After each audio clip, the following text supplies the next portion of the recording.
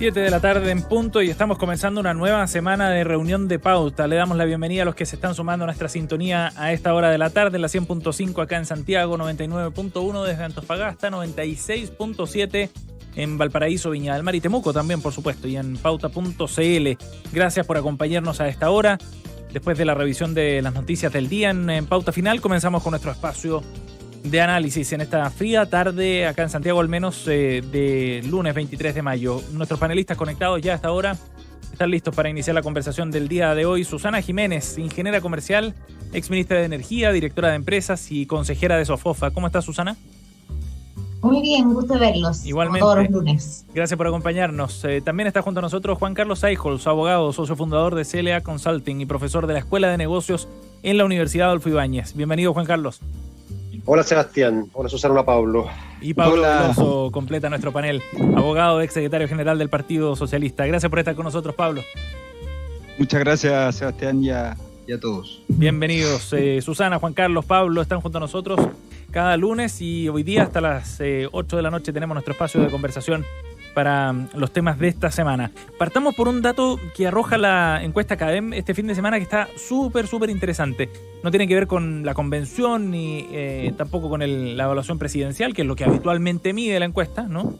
Sino que tiene que ver con lo que está ocurriendo en la zona sur y la perspectiva ciudadana sobre este tema. Miren, un 76% de los consultados considera que en la Araucanía hay terrorismo. Esa era la pregunta que planteaban y esa fue la respuesta.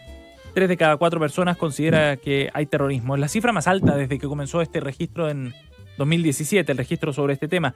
Y es lo que revela esta encuesta CADEM. Un 77% en tanto, muy parecido, está de acuerdo que se haya decretado estado de excepción allá en la macrozona sur. Y en la misma línea, un 85% de los encuestados, este es el último dato, opinó que se debía tomar la decisión antes.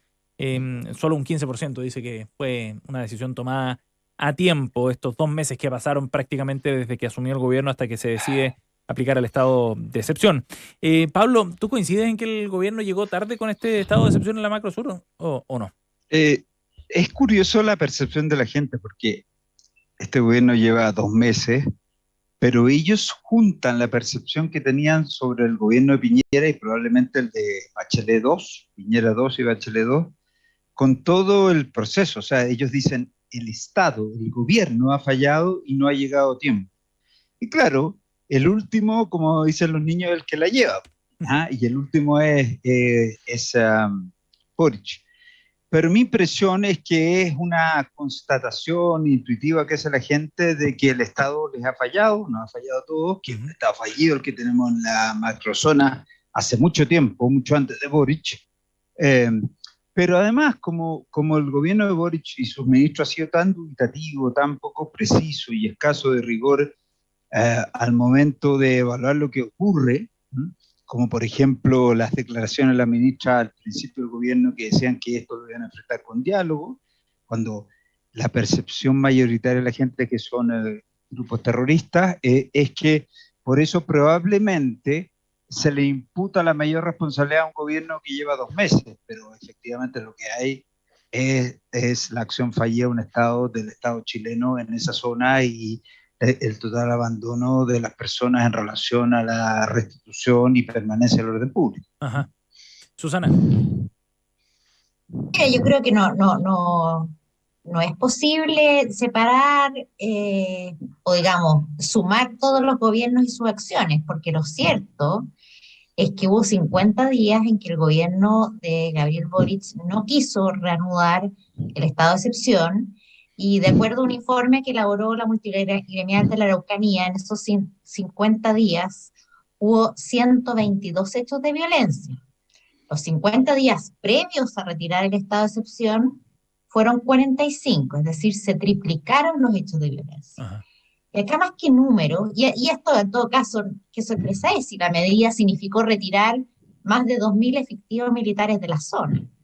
Entonces, acá más que números, acá hay usurpación de terrenos, hay ataques armados a personas, hay atentados incendiarios, hay camiones quemados, hoteles, casas destruidas y vidas puestas en peligro. Entonces, yo coincidiendo en que tal vez Todos han cometido el error de llegar tarde y esto ha escalado mucho más allá de lo que jamás debió haber escalado. Ajá. Lo cierto es que la decisión que tomó este gobierno de decretar estado de excepción 50 días después de que había vencido el plazo y no había querido renovar fue un error gigantesco que lo ha pagado mucha gente con sus bienes, con su actividad productiva, incluso con el riesgo de su vida. Juan Carlos. Primero, yo me alegro que el gobierno haya finalmente optado por tomar esta medida. Le fue difícil, sabemos, no es difícil intuirlo, que las discusiones adentro, al interior de la coalición deben ser fuertes, ¿no es cierto? Y las presiones muy grandes hacia finalmente los tomadores de decisiones, que no es otro, al final del día, que el propio presidente de la República. Esto es, al final, creo yo, una prueba de realismo político. Y uno puede llegar con ciertas ideas, pero al final la realidad se impone, y eso es lo que está ocurriendo. Y en este sentido creo que el gobierno está empezando a ser pragmático, es decir, a hacerse cargo de la realidad, en este frente y en varios otros. Y eso en sí es una buena señal. Ahora, ¿cómo se enfrenta esto? Y esto ya va más allá de un gobierno de manera efectiva. Bueno, estas son palabras mayores, y lo que está probando esto es que, por un lado, la intervención militar ayuda en una parte y probablemente no sea suficiente.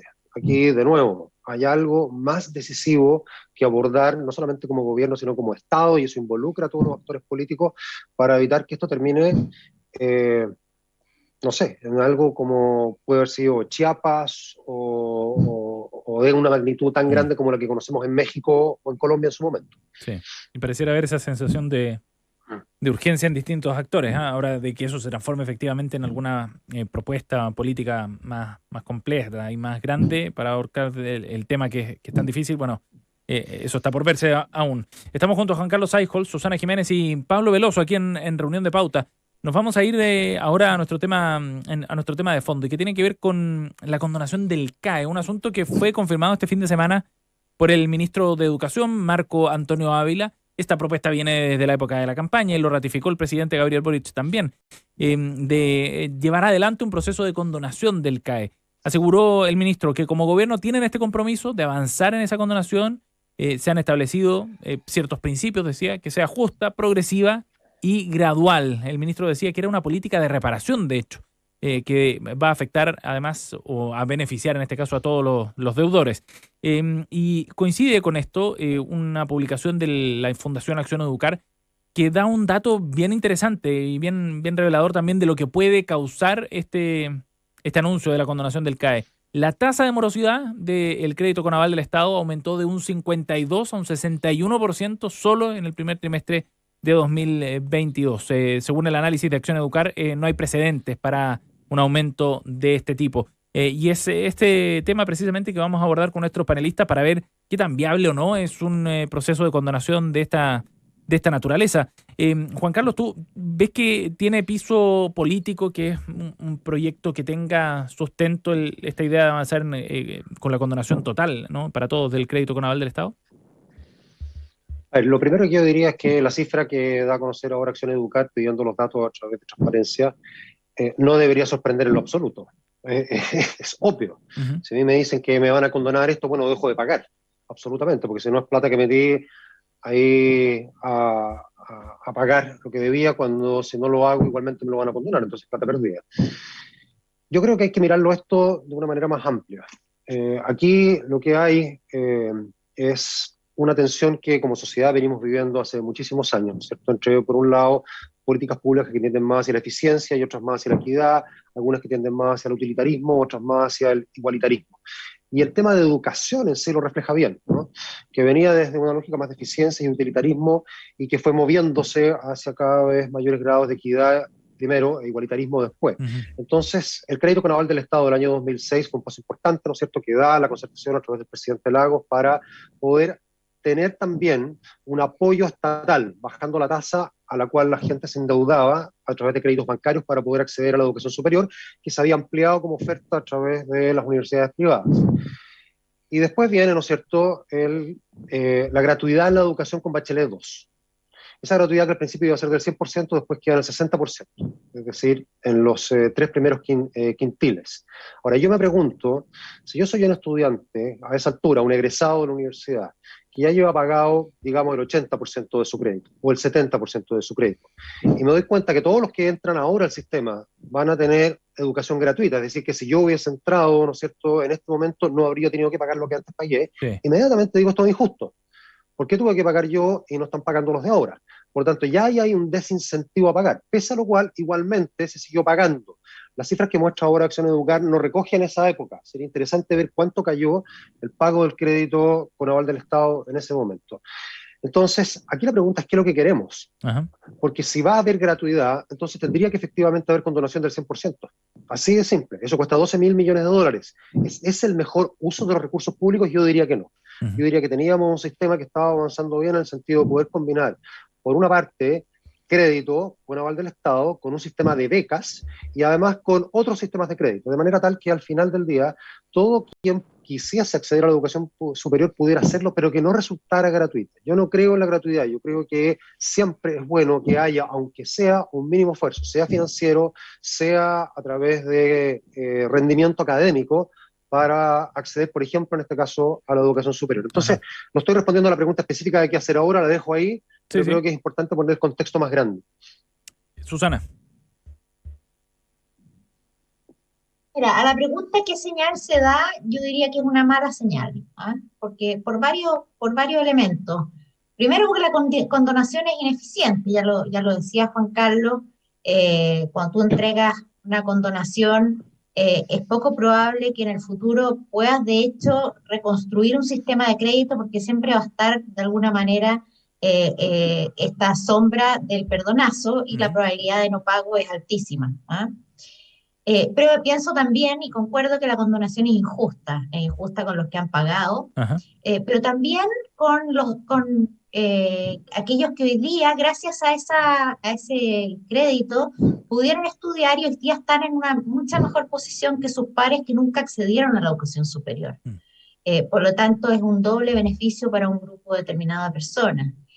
Creo además que es regresiva, y eso lo tomo en base a un análisis que hizo Aníbal Guerrero, un ex asesor de Mineduc, que dice que al menos 120.000 deudores hoy día tienen sueldos superiores a 1 millón de pesos que fueron beneficiados con el crédito, y el Estado va a gastar 1.400 millones de dólares en condonar a este grupo, es más que el costo total de la PGU el año 2022.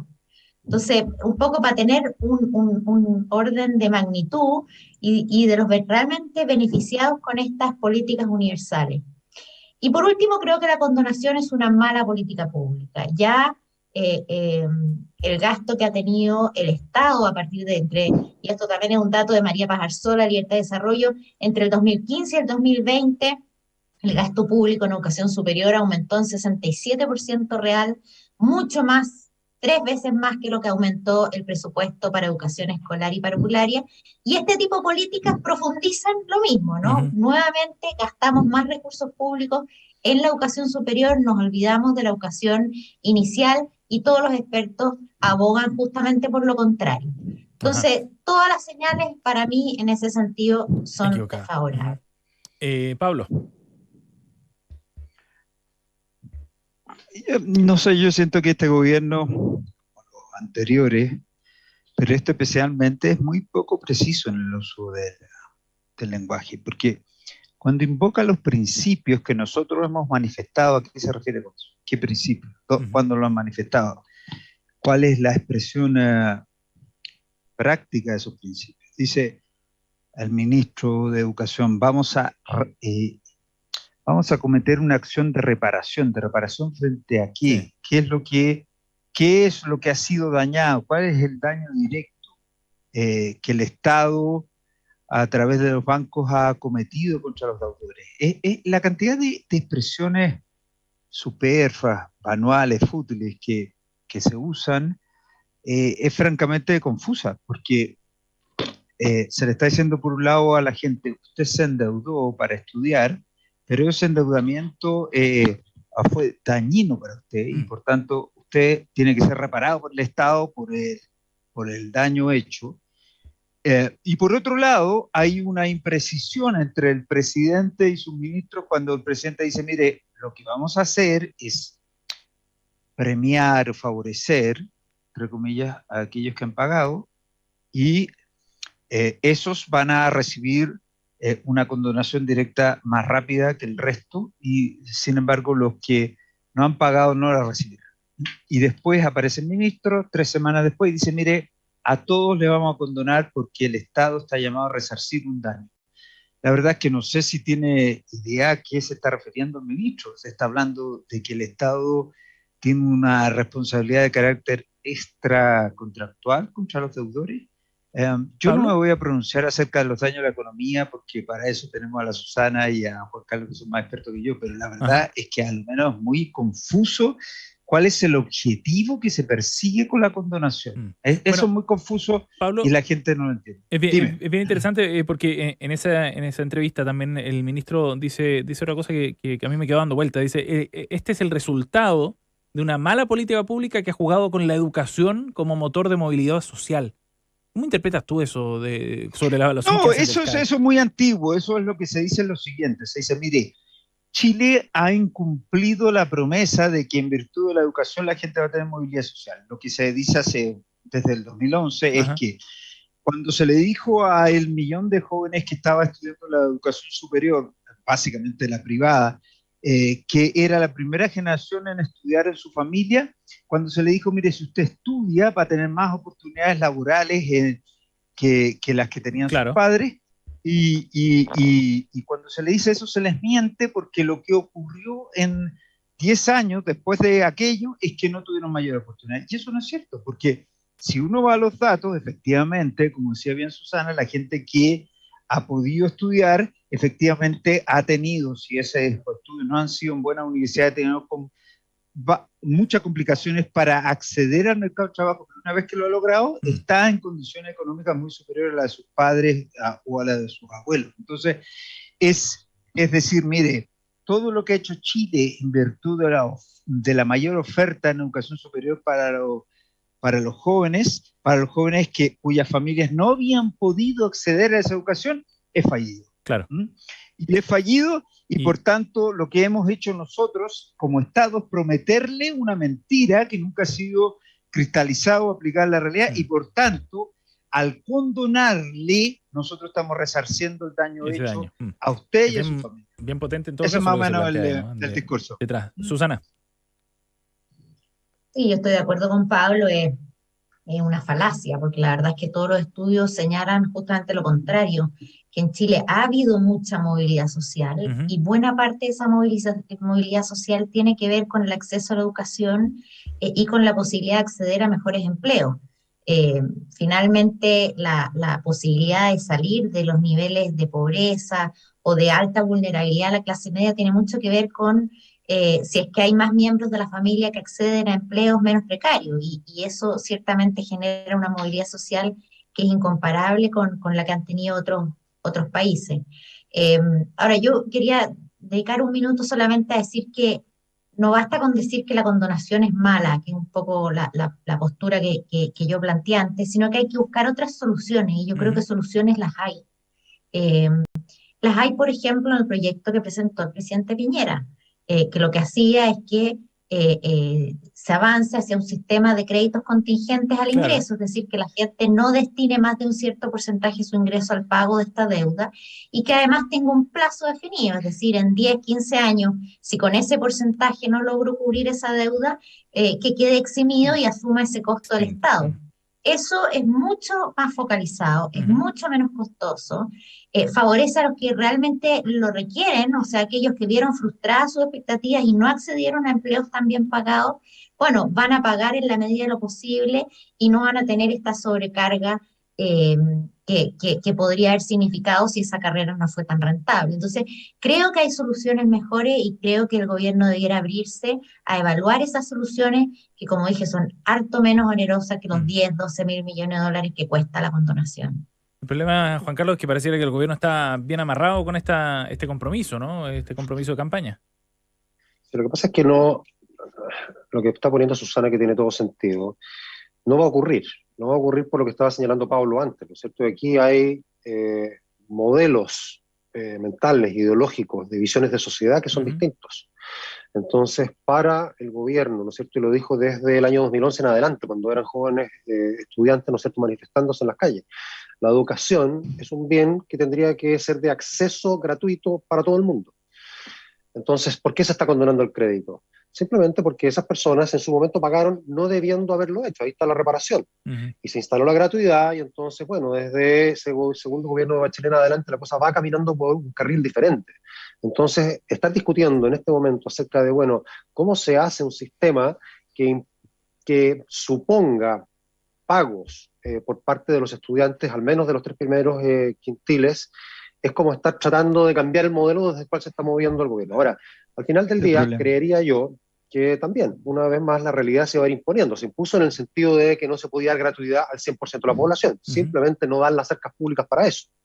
¿Cómo creamos sistemas a través de los cuales haya, por un lado, ciertas garantías para que, como se ha dicho tantas veces, toda persona que pueda acceder a la educación pueda hacerlo, pagando lo que pueda pagar, pero no gratuitamente o no gratuitamente del todo, y al mismo tiempo que, por supuesto, aquellos que pueden pagar más lo hagan también? Aquí al final del día, lo que está ocurriendo, ¿no?, para ponerlo en términos simples, nosotros nos estamos moviendo hace un buen rato, pero hoy día decididamente, desde un modelo liberal tipo norteamericano hacia un modelo más socialdemócrata tipo, ¿no es cierto?, Europa continental. Y se mira mucho, por ejemplo, Alemania, que uno podría tomarlo ahí, ¿no es cierto? Y la educación en Alemania no es del todo gratuita, es muchísimo más barata que la norteamericana. ¿Por qué? Porque tiene subsidio estatal, pero jamás es completamente gratuita. Ahora, yo creo que aquí el error que estamos cometiendo, posiblemente, si esto no tiene una cierta corrección en múltiples políticas públicas, es que no vamos a terminar siendo parecidos a Alemania, vamos a terminar siendo parecidos a nuestros vecinos trasandinos, es decir, Argentina, porque hay temas culturales, de historia, que nos hacen ser latinos, no sajones. Entonces eso no se toma en cuenta cuando se diseñan políticas públicas de este tipo. Pablo, habías comentado algo. Sí, lo que pasa es que efectivamente Juan Carlos tiene razón. El modelo de Estados Unidos es muy distinto y no vale la pena compararlo. Además, la calidad de la educación y la enjundia y el fondo que tiene la oferta en Estados Unidos no tiene nada que ver con Chile. Pero efectivamente, cuando bajo el gobierno de Lagos se ideó el CAE, sorpresivamente para muchos, lo que se usó como ejemplo es justamente Alemania y Holanda. ¿En qué sentido? En que en Holanda el acceso a la universidad pública y a las privadas está subsidiado a través de un préstamo que dan los bancos que con un interés más bajo, que esa es la idea del CAE. Yo he escuchado muchas veces que la gente que critica al CAE habla de lo que había antes del CAE, a partir del 90, cuando Lago era ministro de Educación, y eso era una combinación entre becas, mucho peores que las becas o que la gratuidad de Bachelet 2, y crédito universitario, el préstamo. El Fondo Solidario. Entonces, claro, el famoso Fondo Solidario que en rigor tiene su origen en la dictadura, digamos. Entonces, como préstamo universitario, no como Fondo Solidario. Entonces, mi impresión es que hay una tremenda ignorancia y confusión en los actores políticos de este gobierno, en el sentido de que hay más bien una posición ideológica muy reduccionista y simplista. Yo le he dicho muchas veces que a mi juicio el mayor enemigo de la democracia no es ni la corrupción ni la violencia, sino que el simplismo. Hay una mirada muy simplista en el sentido de decir, mire, todo aquello que tenga que ver con préstamos donde intervengan entes privados es perverso y no sirve. Y eso no es así. Eso hay que buscar, yo estoy de acuerdo con Susana y con Juan Carlos, que es muy difícil y aquí no vamos a tener la propuesta, digamos, perfecta para efectos de buscar un reemplazo, una manera de paliar los efectos negativos de los préstamos al CAE, pero claramente no es posible que un Estado y un país que es pobre como Chile, no tan pobre como el resto de sus vecinos, pero que es un país pobre, no use o no eche mano a la banca privada o los préstamos para efectos de poder financiar los estudios universitarios de aquellos que tienen los méritos suficientes pero no tienen los recursos. Así que me da la impresión que yo prefiero darle a este gobierno unos 6 meses de estudio de todo lo anterior y de lo que ocurre, los efectos prácticos de los préstamos, del CAE y de todas las soluciones anteriores, antes de escuchar su veredicto, porque creo que todavía tienen que entender mejor lo que pasa. Bueno, hay un trabajo interministerial, decía el ministro de Educación Marco Antonio Ávila, está la Dirección de Presupuesto, el Ministerio de Hacienda también, agrupaciones de deudores, decía, trabajando en esta propuesta que tienen que llevar al Congreso, por supuesto, para poder darle viabilidad a esta iniciativa de condonar el CAE en este periodo de gobierno. Estamos junto a Juan Carlos Aijol, Susana Jiménez y Pablo Veloso. Nos vamos a ir a una pausa, 7:26. Nuestros panelistas traen interesantes temas en su selección de noticias coladas. Al regreso tendremos tiempo para profundizar en estos temas aquí en la 100.5. Nos vamos al corte y volvemos. Hacemos reunión de pauta.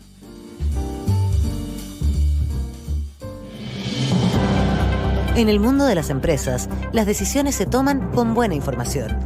Todos los días, desde las 9 de la mañana, escucha Pauta de Negocios, una hora de análisis y entrevistas con la información económica y financiera más relevante. Pauta, hablemos de verdad.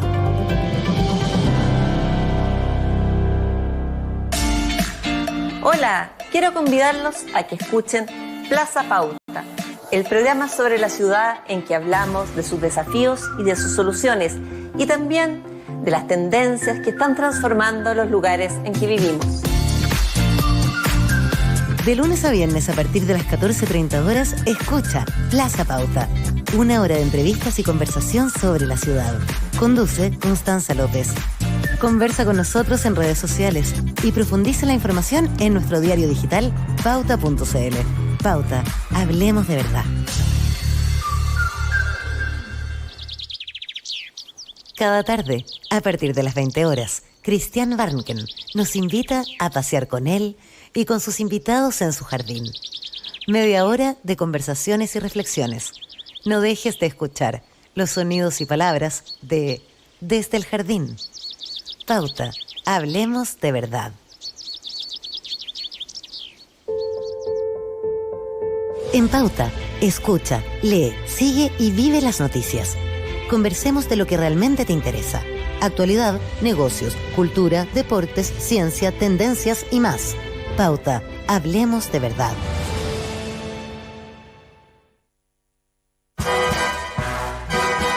Ya estamos de regreso. Escuchas Reunión de Pauta. Pauta 100.5. Bien, estamos de vuelta, 7:28, con la efeméride del día de hoy y una música característica además. Hace 5 años que nos dejó Roger Moore, un insigne actor que interpretó a James Bond, uno de los tantos actores que ha interpretado a este personaje de ficción. Fue actor, pero también actor de televisión británico, no solo de cine. Fue el tercero en interpretar el agente secreto de ficción James Bond en la serie de películas de Eon Productions, interpretando al personaje en 7 largometrajes entre los años 1973 y 1985. Las 7 apariciones de Moore como James Bond, desde Live and Let Die hasta A View to Kill, lo hicieron ampliamente conocido a nivel mundial, así como el actor en protagonizar el mayor número de películas de Bond, fíjense, de las producidas por Eon Productions. En 2007 recibió una estrella en el Paseo de la Fama de Hollywood por sus contribuciones a la industria cinematográfica. 23 de mayo de 2017, la fecha del fallecimiento de Roger Moore, a quien recordamos en la efeméride del día de hoy de Reunión de Pauta. Bien, seguimos adelante junto a nuestro panel. En las noticias coladas del día de hoy, Juan Carlos Aijol, Susana Jiménez y Pablo Veloso nos invitan a hablar de temas bien distintos, pero vamos a partir con el de Pablo. No son noticias muy optimistas las que nos trae hoy día Pablo con su noticia colada, pero vale la pena destacarlo. Un informe realizado por el Consejo Internacional para la Ciencia arrojó que la pandemia podría durar otros 5 años, Pablo. Cuéntanos sobre esto.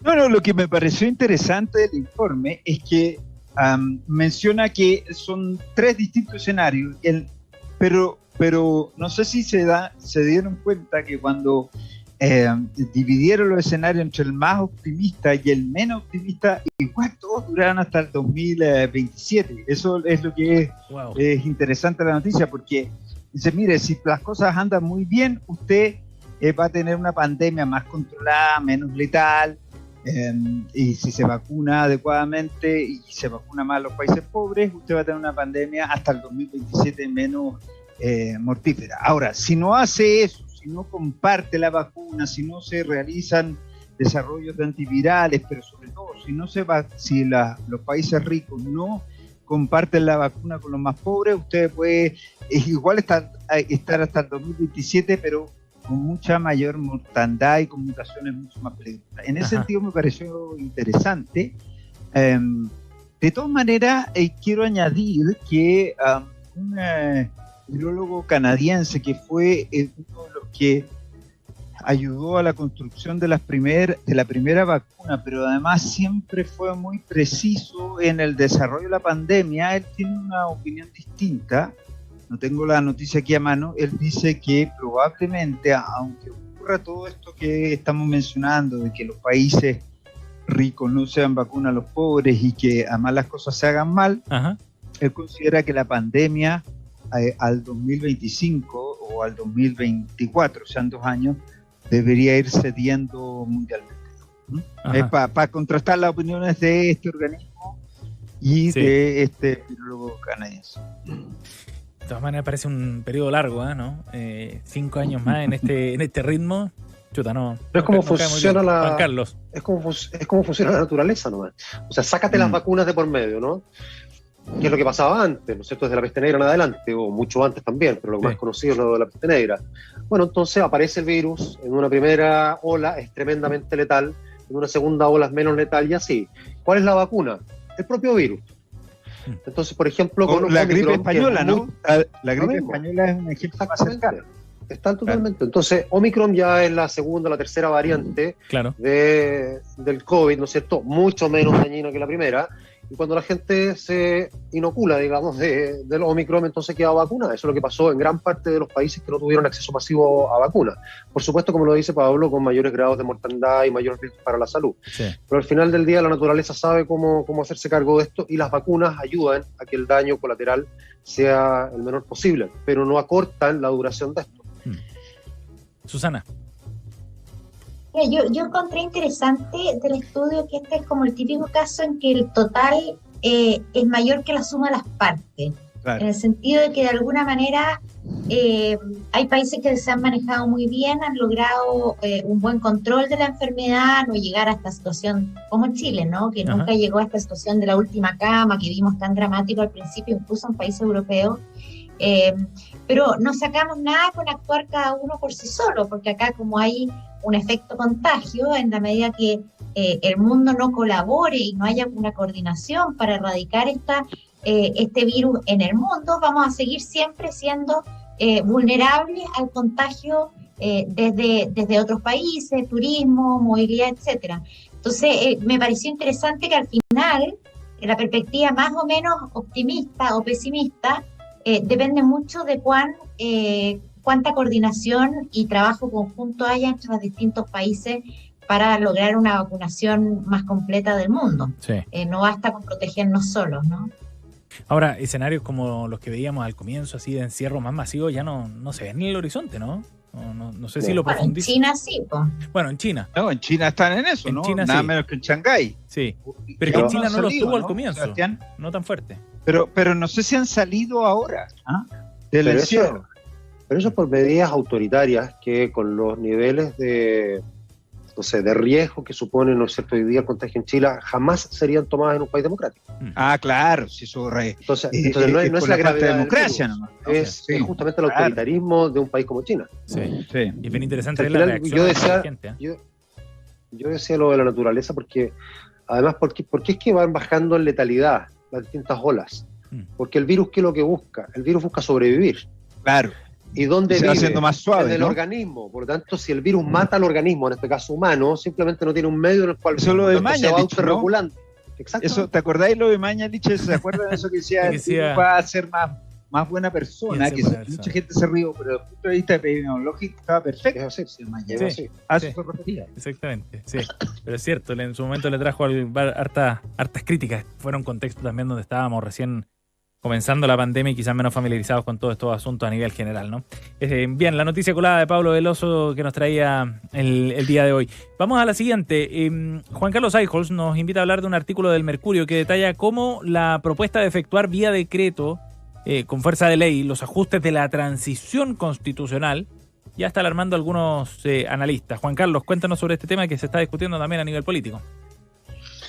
Yo encuentro bien interesante que surja esta discusión, que ya es sintomática de varias cosas. Por un lado, es sintomático de lo complejo que va a ser la aplicación de esta Constitución si es aprobada. O sea, aquí lo que tenemos es un itinerario largo de reformas legislativas que probablemente nos va a tener detenido muchas otras cosas que son reformas más de fondo que el propio gobierno quiere impulsar. Por lo tanto, ya estamos diciendo, oiga, incluso desde el gobierno, esto viene difícil, ¿ya? Y ahora, lo segundo que es, a mi juicio, muy llamativo, es que un gobierno como este esté dispuesto, porque eso es lo que dice Giorgio Jackson, ¿no es cierto?, como ministro secretario general de la presidencia, al apoyar lo que dice el Contralor, esté dispuesto a operar vía decretos con fuerza de ley, que es perfectamente legal, esto hay que decirlo. La Constitución puede mandatar al Ejecutivo para dictar leyes, ¿no es cierto?, vía decreto. Pero resulta que es políticamente un contrasentido, una contradicción con lo que ha sido el ideario de este gobierno, participativo, democrático, involucrando al Congreso y mucho más allá al Congreso, a la ciudadanía. Entonces, el desliz del ministro Jackson, a mi juicio, no es menor, pero al mismo tiempo habla de la complejidad que vamos a enfrentar hacia adelante. Ahora, yo quiero unir esto con la labor que va a tener el Congreso.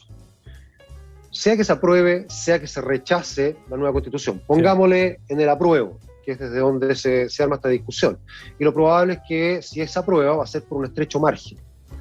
Por lo tanto, aquí no va a ser simplemente un Congreso que se va a tener que dedicar a modificar las leyes o a promulgar leyes que hagan práctica la Constitución, sino que es un Congreso, a mi juicio, que también va a tener que entender que va a tener que llevar adelante reformas constitucionales. Y ahí se juega mucho. Una cosa es una Constitución aprobada por 70, 80% de la población, que es lo que normalmente ocurre en los plebiscitos de salida, dicho sea de paso. Otra cosa es una Constitución aprobada por 52, 53, 54% de la población. Sí. Eso no es un apoyo masivo. Eso está diciendo, ¿sabe qué más? Aquí aprobamos o rechazamos, pero lo probable es que usted tenga que hacer modificaciones a ese texto constitucional. Y el Congreso va a tener que arrogarse esas atribuciones. Susana. Sí, mira, yo creo que ha dado para harto debate, hay hartos documentos que ya se han planteado. Yo creo que políticamente es muy compleja la señal que se dio. Como bien decían, es propio de gobiernos autoritarios, va a pasearse al Congreso, darle superpoderes al gobierno de turno. Y creo que eso deslegitima una vez más el proceso constituyente. Me parece insólito ponerle presión al Congreso que si no legisla en un X plazo, entonces le pasamos las atribuciones al Ejecutivo. Pero no me sorprende, yo creo que han sido muy funcionales, yo creo que desde el principio trataron de saltarse reglas, pasaron máquina teniendo una mayoría legítimamente adquirida, pero no creo que haya sido la mejor forma de hacer el proceso constituyente. Y esta es como la guinda de la torta, implementar la Constitución por decreto, por legal que sea. Yo creo que no es muy presentable, la verdad. ¿Pablo? Yo tengo la duda si en la nueva Constitución, si es que se aprueba, yo creo que se va a aprobar y no va a ser muy estrecho en mi impresión, porque una vez más, digamos, pero yo creo que va a estar va a ser bastante amplia la diferencia entre apruebo y el rechazo, ¿no? Obviamente no como el plebiscito de entrada, pero va a ser alta. La duda que yo tengo, y la verdad es que aquí pego ignorante porque no he chequeado esto en el borrador de la Constitución, sí, de la nueva Constitución, es: ¿se puede legítimamente actuar por la vía de decreto con la vigencia de la nueva Constitución si esta es aprobada? ¿O lo que estamos usando es el modelo de los decretos con fuerza de ley o los DLD, a la Constitución del 80 reformada muchas veces y firmada por Lago el 2005? Ahí yo tengo una pregunta que hacerme. A mí me parece además absolutamente fuera de lugar y completamente desubicado que este señor Bermúdez, el Contralor, sin que además tenga por qué opinar sobre aquello, porque si fue consultado tiene que decir que no es de su competencia opinar sobre lo mismo. Menos aún sin saber si va a regir o no esta Constitución que ha sido propuesta por la Convención Constitucional. Este señor dice entonces, a mí me parece que la manera de hacer esto, porque yo leí y escuché su locución, o sea, no estoy hablando desde la ignorancia en este punto, me parece absolutamente fuera de lugar lo que hace. Entonces, pero bueno, pero parece que así son las cosas en Chile y habrá que acostumbrarse. Pero mi impresión es que más allá de lo incompetente e inadecuado de lo manifestado por el Contralor, yo no estoy tan seguro de que se pueda. De si, como decía Susana y Juan Carlos, si sea tan legal en el marco de una constitución distinta a la que tenemos, porque yo tengo la impresión, no la certeza, porque es imposible, de que esta va a ser. Pues yo no entiendo en Juan qué Carlos. el Poder Constituyente actual permita esto, es decir, que en determinadas materias se pueda legislar a través de decretos con fuerza de ley. Claro, tú lo que estás diciendo, Juan Carlos, es que se podría en virtud de la actual constitución, ¿no es cierto? Exacto. No, de la nueva. Es decir, que el texto de la nueva constitución Tenga esta... genere la posibilidad de que haya. Eso yo no lo tengo tan claro. O sea, lo podría hacer. En este momento no lo tiene, pero eventualmente podría ser dentro de lo que son las normas transitorias. No sé si tiene atribuciones para tomárselo o, como tú bien dices, tendría que ser materia de los textos transitorios que no hemos visto. Exactamente, ahí es donde tiene que poner. Pero yo tengo la impresión que debería no poder, porque, como tú muy bien decías al principio, es muy contrario a lo repetido hasta la saciedad por este gobierno y por la Constitución. Entonces, que le entregaran los decretos ley de Pinochet, para decirlo brutalmente, la dictadura al Congreso de este Poder Constituyente es medio raro. Bueno, Jaime Baza decía que era desproporcionado hacer esa comparación, ¿no? En contexto autoritario, de lo que se hace en contexto autoritario. Pero el debate... No es desproporcionado, Jaime está equivocado. Lo que ocurre es que lo que estamos diciendo es que se hizo durante dictadura y que nosotros todos entendimos que ellos no lo iban a hacer en esta convención. A eso nos referimos. De acuerdo. Pero es un reflejo también de la complejidad de esa transición. Va a estar interesante esa discusión política. Vamos a la última noticia colada, 7:42, aquí en Reunión de Pauta. Susana Jiménez nos trae para conversar en el día de hoy un sondeo de Panel Ciudadano y de la Universidad del Desarrollo que ha ido semana a semana monitoreando la opinión de la ciudadanía respecto a varios temas, sobre todo a la convención en los últimos meses. Y bueno, en esta ocasión arroja que incluso los más jóvenes, según este sondeo, preferirían convocar a un comité de expertos como alternativa en caso de que se rechazara la nueva constitución. Susana, cuéntanos de esto. Sí, bueno, para ser bien claro, la pregunta que se hace es entre usted aprueba o rechaza, pero para continuar con el proceso constitucional, ¿no? Sí. Entonces, llama la atención efectivamente que el mayor respaldo le alcanza esta opción de que se llame a un grupo de especialistas para hacer una buena constitución, y ahí frente al apruebo gana esa primera opción con 59 versus 41% que aprobaría, ¿no? O sea, es un rechazo condicionado, digamos. O sea, a mí me llaman a decir un par de cosas de esta encuesta. Uno, que se reivindica, después de un buen tiempo, el trabajo serio, los conocimientos y el aporte de los expertos, algo que ha estado bastante en cuestión, no solo en la constituyente, sino que en el Congreso en general. Segundo, la desconfianza que permanece respecto de la labor del Congreso, porque no se le quiere, o sea, frente a la propuesta de que en realidad el que rehaga la Constitución sea el Congreso, ahí, si no me equivoco, ganaba la apruebo. Entonces prefieren o bien que lo hagan expertos o bien que lo haya un nuevo proceso constituyente, pero que no lo haga el Congreso.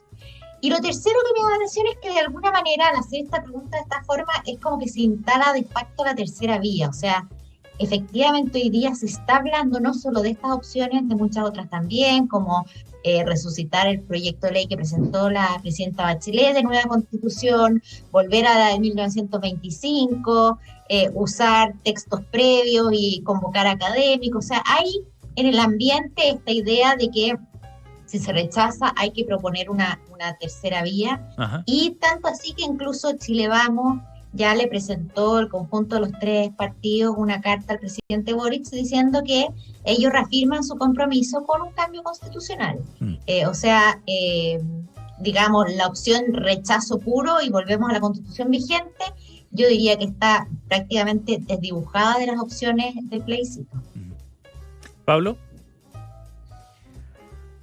Es interesante el estudio que es una manifestación de lo volátil, de lo gaseoso que es la opinión de la gente frente a la Constitución. Yo siempre he tenido la impresión en esta materia que es muy difícil que las encuestas o los estudios de opinión, incluso los focus group, o sea, los estudios cualitativos, puedan acercarse al resultado de esto, porque es una pregunta que varía el acercamiento de la persona a la respuesta de día a día, de mes a mes. No es lo mismo que preguntar qué opina usted entre tal o cual candidato al que conocemos medianamente, o que tenemos alguna impresión o alguna cercanía hacia él, ¿no? O lejanía. Me da la impresión que es muy difícil. Por eso es que han fracasado tanto las encuestas en materia de plebiscitos en el mundo, ¿no? Yo estaba revisando hoy día a la tarde las últimas encuestas, sobre todo americanas, en el Brexit, daban ganadora al rechazo al Brexit. Al Brexit, lo mismo, si ustedes se acuerdan bien, en el plebiscito sobre la propuesta de paz en Colombia, ¿no? Entonces, mi impresión, yo de verdad que no sé qué va a ocurrir, no a lo que me dedico, digamos, pero mi impresión es que hay mucho todavía, un universo muy grande que no toma la decisión o que varía cada cierto tiempo acerca de una opción u otra. Pero la noticia que trajo la Susana es interesante por ver el acercamiento que la gente tiene a soluciones alternativas, y eso me pareció bien, digamos, interesante y estimulante, porque están pensando una manera de resolver esto, y puede ser, como dice la Susana, que una de las cosas que se pueda concluir de aquello es que la opción del rechazo puro, sin alternativa, no está en la cabeza mayoritariamente de la gente. Sí. Pero mi impresión, como les digo, es que va a ganar el apruebo, y que aún así todas estas aproximaciones son muy interesantes y son aprendizaje. Juan Carlos. Yo encuentro de mucho valor que se converse de esto, que se converse primero a nivel de gobierno, congreso, en círculos más cerrados, en círculos más abiertos, pero también que se converse a nivel ciudadano, y que se hagan encuestas en torno a esto ayuda a esa conversación. Todo esto en la lógica de que si es que llegara a ganar el rechazo el 4 de septiembre, el 5 de septiembre no puede ser el fin del mundo. El 5 de septiembre tiene que haber, ¿no es cierto?, ya algo sobre la mesa sobre lo cual discutir. Por tanto, esta conversación ayuda a eso. No se produce un vacío, no caemos en un hoyo negro. Y esto creo que es parecido respecto del apruebo. Si gana el apruebo, pero por estrecho margen, también se produce un problema grande. Entonces, en la medida que hayamos conversado previamente, ayuda al cómo conducirlo posteriormente. El único escenario Juan Carlos, que déjate no hay interrumpirte en esto, incluso si el apruebo ganara por un margen amplio, igual es un problema. Pero no es urgente, no es inmediato. No tienes un vacío en ese momento. Yo creo que tienes un vacío grande. Porque tienes, qué sé yo, 75% de la gente, 70% de la gente. Bueno, los que perdieron, bueno, ok, aquí hay una gran mayoría que votó por el apruebo, y después vendrá, pero sin tanto sentido de urgencia, el cómo vas adecuando las normas para poder hacer una correcta implementación de esto. Pero si imagínate, gana 51 el apruebo, 49 el rechazo, quienes rechazaron van a decir, bueno, aquí van a pasar tabla rasa, cuando en realidad somos prácticamente la mitad de la población. Entonces ahí sí tiene que haber una señal política que no puede demorar mucho.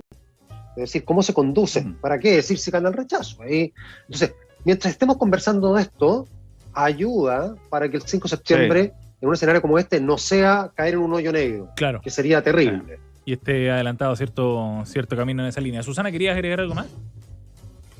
No, pensé que pero es interesante, yo sí, porque hay interesante lo que pone Susana ahí, porque de las alternativas la que menos tracción tiene es la del Congreso. Ahora, tiene 48%, ¿ya?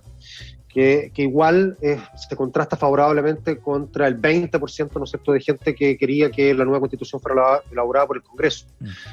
Yo creo que el Congreso aquí juega un rol relevante, independiente de que esto lo haga una comisión de expertos, pero es el Congreso el que tiene que decidir que esto recaiga en una comisión de expertos, es el Congreso el que tiene que decir hay un nuevo proceso constituyente. Entonces, es importante que el Congreso vaya validándose cada vez más como un actor frente a la ciudadanía. Bien, la noticia que de alguna manera rescindió de... No, yo digo, solo reafirmando lo que dice Juan Carlos, que el Congreso tiene que retomar su rol. Esto siempre debió permanecer dentro del ámbito del Congreso. Susana Jiménez nos trae la noticia colada con este estudio de Panel Ciudadano y la Universidad del Desarrollo publicado en el Mercurio este fin de semana. Bien, Susana Jiménez, Juan Carlos Aijos y Pablo Veloso están aquí en reunión de pauta en la 100.5 y es momento, claro, de ir a nuestra última sección, los datos y recomendados para el día de hoy en nuestro espacio de conversación. Juan Carlos, ¿qué nos traes para hoy? Mira, no sé si es un dato pero quiero colgarme del dato que Susana puso la semana pasada. ¿Ya? Susana anunció, ¿no es cierto?, que venía uno de los 4 majors del golf en que estaban jugando 2 chilenos a altísimo nivel profesional. Tremendo. Lo comparó con los Grand Slams del tenis. Bueno, increíblemente tuvimos a uno de esos 2 chilenos, Guillermo Mito Pereira, peleando el primer lugar. No solamente peleando, en realidad estuvo toda la última ronda. Esto se juega en 4 días, jueves, viernes, sábado, domingo. Estuvo toda la última ronda, los últimos 18 años punteando. Primero por 3 palos de ventaja hasta llegar al hoyo 18 con un palo de ventaja y ser la última salida.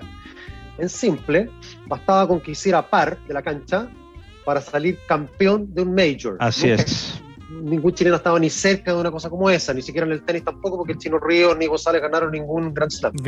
Esto es como si, qué sé yo, el Chino Ríos hubiese estado en el 5º set jugando la final de Roland Garros, claro, con un tiebreak con punto de match point. Pero Juan Carlos, tú que eres más experto, el Lucho Ayala estuvo cerca cuando los Grand Slam era otra categoría, ¿no? Él parece que sí ganó algo equivalente a Grand Slam. Se dice que sí, pero no equivale, no hacen el paralelo. No es necesariamente equivalente.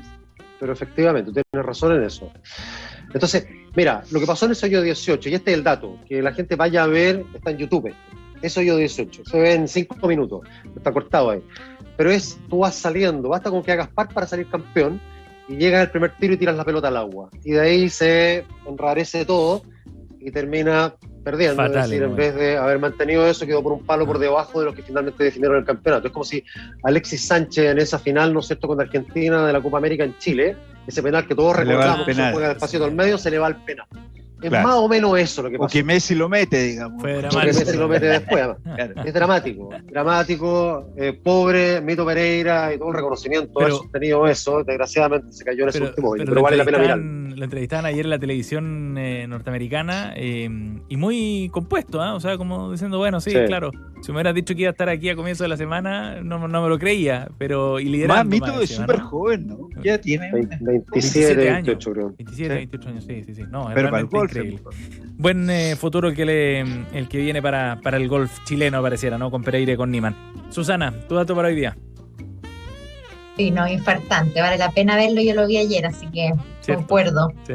Mi recomendación tiene más que ver con nuestra conversación previa, tiene que ver con un libro que se lanza mañana en la Universidad Católica, escrito por los economistas Felipe Larraín, que, bueno, todos lo conocen, exministro y doctor de Harvard, y Sergio Ursúa, que también es un gran economista y académico con doctorado en Chicago. El libro se llama Constitución y Desarrollo de Argumentos Económicos para Aprobar o Rechazar. Va a estar a la venta además en ediciones USEN. Pero hay más gente ahí, Susana, ¿no? Por lo que yo leí, no solo... Entiendo que ellos son los editores, claro, sí, y que hay diversos capítulos que abordan desde el orden público económico, derecho de propiedad, Banco Central, derechos sociales, iniciativa exclusiva del deficiente, derechos de agua. Así que es bastante completo en todos los temas más ligados al aspecto económico, pero también aborda la elaboración de textos constitucionales en otros países como Islandia, Bolivia y Venezuela. Bien. Así que entiendo que va a estar no solo a la venta en la Universidad Católica, sino que también en la Feria Chilena del Libro y en Librería Antártica para los que quieran interiorizarse más y votar informadamente.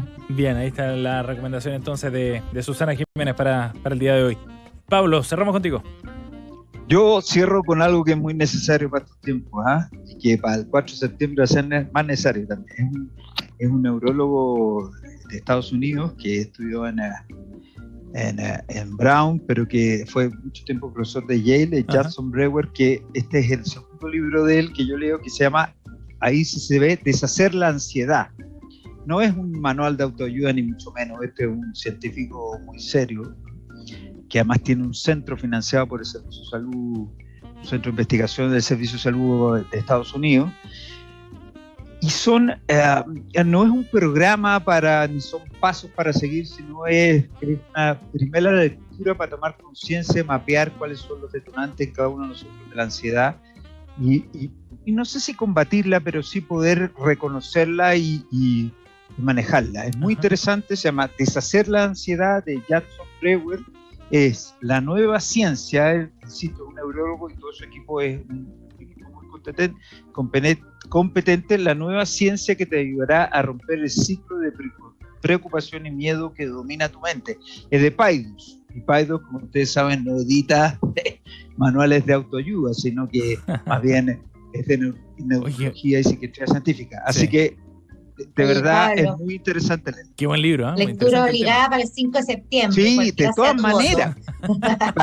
Para el 4 de No. septiembre y para esta época. No, de Para todas el post maneras. agrego pandemia, más, para porque- todo, para todo. Y para De esta verdad se lo generación, ¿eh? recomiendo, además es muy entretenido la lectura.